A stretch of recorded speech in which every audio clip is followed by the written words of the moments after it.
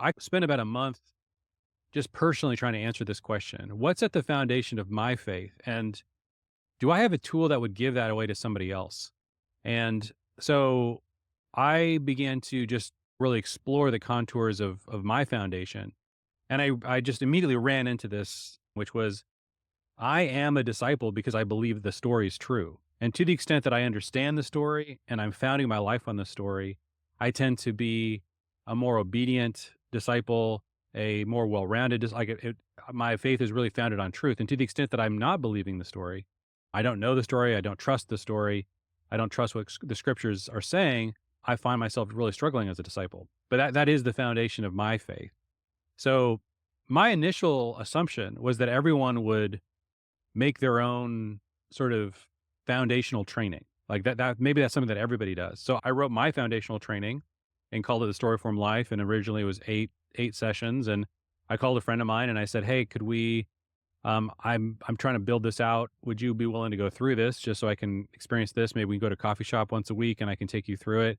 And he said, "Oh, actually I've got four friends. I'd love to go through that, with me." So that was the first group and it was 8 weeks and we kind of just did this sort of midrash, this very interactive study where I just kind of took the story of scripture, grabbed a bunch of passages that kind of represented each of these eight elements of the story and took this group through it. And I was totally surprised, honestly, at the level of impact it had. I was like, oh, this is another Bible study. But I kept on getting the feedback, no, there really isn't just another Bible study. Like something fundamentally shifted. One of the elements that was super deep as a part of the foundation of my faith was the decision to confess Jesus as Lord, for example. And so we decided to make that kind of the fulcrum or the fork where we are kind of driving people towards as they're believing the story, all of a sudden the story starts to implicate them. And so now you need to make a decision. You want to make this confession. So there's these story elements, but there's also like your response to the story. And so that was a critical part of it.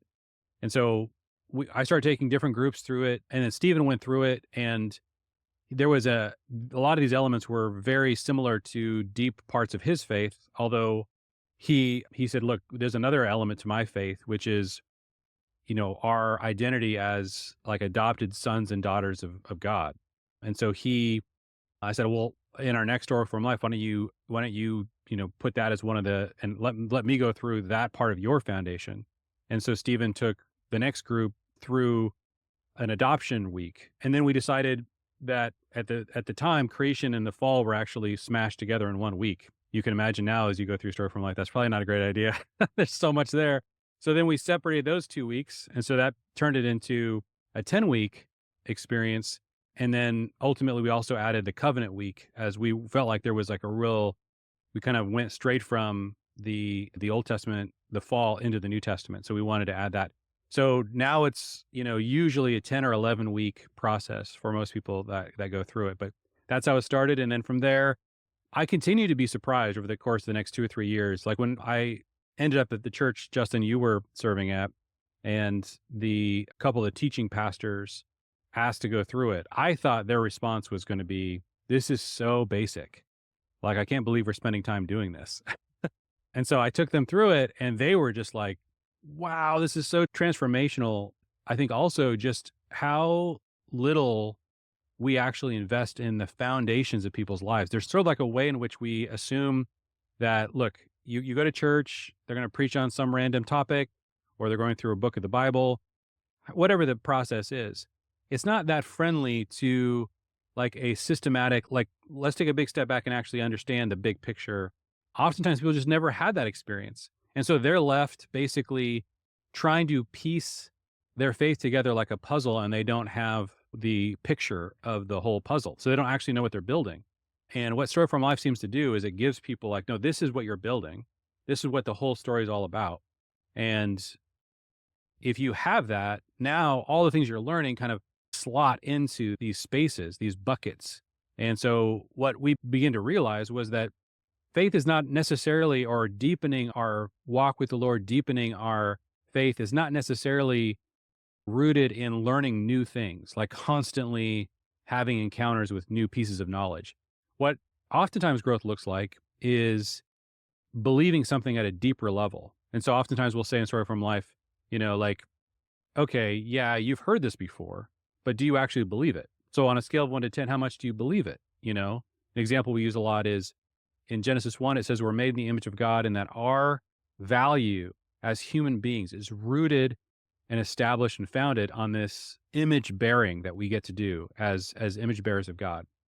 So a lot of times Christians have heard that. They've heard a sermon where that's been described. But then we ask the question on a scale of 1 to 10, how much do you really believe it? And the way you discover how deeply you believe something is not to ask yourself an intellectual question like, do I think this is true? But to ask yourself more of a question like, how does this impact my life, my emotions? Like, and so you actually have to discover how much you believe something. And so what a lot of people discover is that on a scale of 1 to 10, they believe that their value is founded on the image of God. They might believe that at like a 2. And they believe other things at like an 8. I am, you know, my identity when at work. I am my appearance. I am what other people think about me. These are much deeper beliefs in the same category. That's where people think they get their value from. And so what we began to discover is that people started wanting to go through Story from Life over and over again to teach it. And what was actually happening to them was their faith, these dials, these like scales of 1 to 10, their depth of faith was increasing every time they would go through it or every time they would take another group through it. And so they were, at a 3, then a 4, then a 5, and then all of a sudden their faith in this truth would somehow eclipse their belief in this other lie really. And as soon as that occurred, this transformation would happen to their lives. And so that really was what Jesus said. That's why he never said, "Oh, you of little knowledge." He said, "Oh, you of little faith." He was always frustrated when he was frustrated with his disciples with the fact that they were really wrestling with a level of belief. And so that's always been confusing to me until I started seeing this process like play out as we were leading more and more people through the Story from Life.